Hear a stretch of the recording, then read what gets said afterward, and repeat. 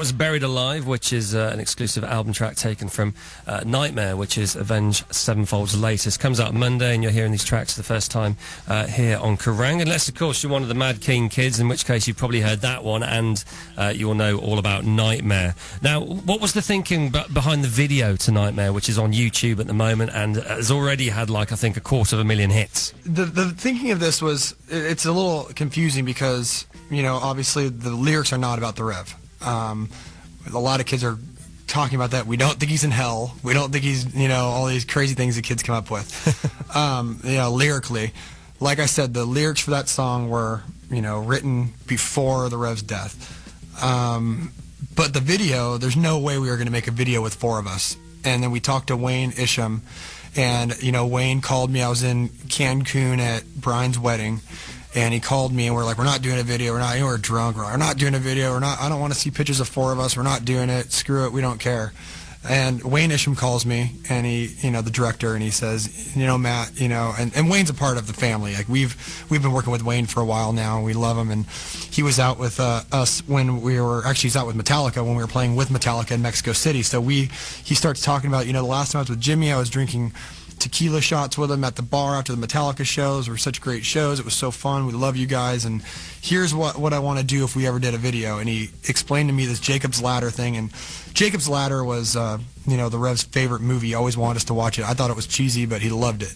And he starts bringing up Jacob's Ladder and this time with the Rev and all these references we could bring back from Afterlife, and Afterlife's a song the Rev wrote, and we started talking about, you know, tarantulas on the drum set that are all destroyed, and you know, the Rev had tarantulas on his face, and then Zach dancing with the skeleton, and he was dancing in the Afterlife video, and all these things, and we could reveal the drum set at the end. And, you know, I talked to the guys about it, and we were just super excited about it, and we felt, you know, Wayne's one of those guys that's going to do this with the utmost respect for Jimmy, and we don't feel like doing a video without referencing the hell out of Jimmy, because, you know, that's all we could think about at the time.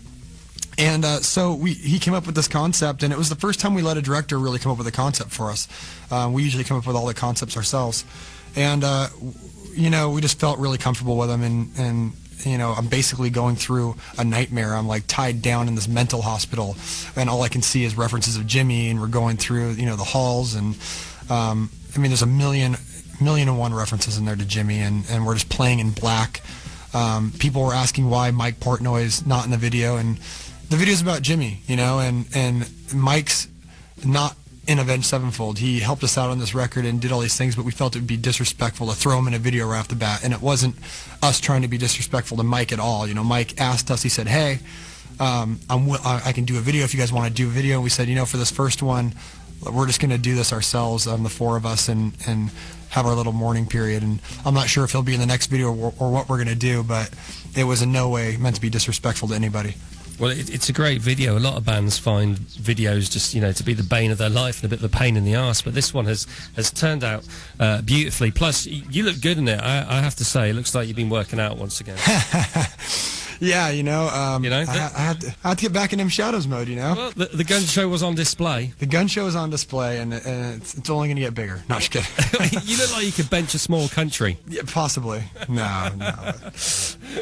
Well, it's great, and it's out there. It's on YouTube. It's got so many hits. Do you ever get kind of bowled over by the enthusiasm for this band? No, I really, really, really just try to take care of, well, first off, artistically, we just try to do what we feel is right. And we really just try to take care of the core fan base. That's really all we care about. All the extra stuff, like, oh, look at all these extra hits, or you have all these friends on Facebook, which I know nothing about, but I hear about these numbers, right? And to me, it's just all about that core fan base that's been with us through Sounding the Seventh Trumpet, Waking the Fallen, the people who know what the references are in the video. And when those kids are happy, then I'm happy. And everything else is just icing on the cake. But really, I think we've nailed it with this one. We've been able to keep our core fan base happy, and hopefully they're happy with the rest of the record. They will be. They're going to be stoked beyond belief on this. You can just tell. You really can. Do you get a chance to Facebook much? You mentioned it there. I get the feeling you're not really bothered by it. No, I don't have a Facebook. I never had a MySpace. Yeah. And for the kids that are friends with my impersonators, I'm sorry, because sometimes, you know, you meet these kids at shows, and they're like, oh, you said this to me on Facebook. I'm like, oh man, I'm sorry, I don't have a Facebook. But you know, I get updated a lot. The band has one, and our management and all those people. I mean, that's their job, is to really, you know, stay on top of that and make sure kids are happy. And I don't do it much. But I still do my things that are, you know, kind of like, I don't want to call it a waste of time, but I'll sit and play video games all day, but I don't do Facebook. Yes. Me too. What do you play? I play Call of Duty. Yeah, me too. Love it. It's one of the best. Okay, here's the question. How do you get this past your other half? Because my fiancée, she's come into this, you know, she's not a gamer in the slightest, and all of a sudden she's confronted by my 40-inch TV. I've got the Xbox, I've got the PS3, I've got the Wii. I call it the circle of life, and she just thinks I'm a geek. No, man, it's pretty serious, dude. It is. Like, I've got a whole room set up just for my Call of Duty, and I have surround sound in there, and I have a clan, and we all go on every night and we play. And I did a game with Fame thing for Xbox recently for that, and it was fun playing with the fans. I have 2 gamer tags now. I'll go play with the fans sometimes, but it's you know what? She gets used to the noise. My wife sleeps there next to me until I go to bed at 4 in the morning, and then we go to the room.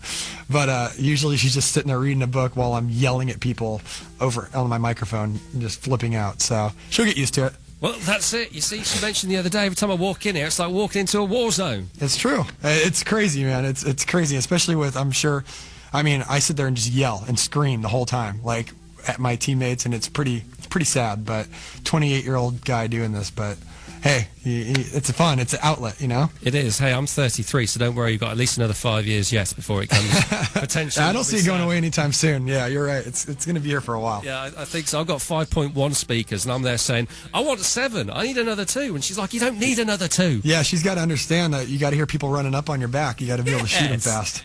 She doesn't get it. Fantastic. All right, well, I'll be getting your gamer tag later. All right. Would you like to introduce another track off the record? Absolutely. This one's called God Hates Us, and it's the heaviest track we've probably ever done. And I'm not really much of a hype guy. I hate hyping up stuff. I want people to kind of figure things out for themselves. I hate when they get, 2 months of hearing, oh, Matt's screaming on this record. Oh, it's the craziest, the craziest. This is, to me, the hands-down heaviest thing we've done. I'm not saying it's the best. I want kids to kind of decide that for themselves, but it's a very heavy song, and it was... some of those nights you're sitting there, I'm watching a storm outside of my window, and I'm just and Jimmy had just passed away, and I'm just sitting there flipping out. And I'm not someone that blames anything on this or that. I just wrote a very angry song, and it was God Hates Us, and very Pantera inspired. Solo-wise, I think it's very Meshuggah inspired. There's a lot of finger tapping and a lot of dissonant notes, and it's a very cool song, and I think a lot of our kids are going to love it, especially live. So here it is, God Hates Us.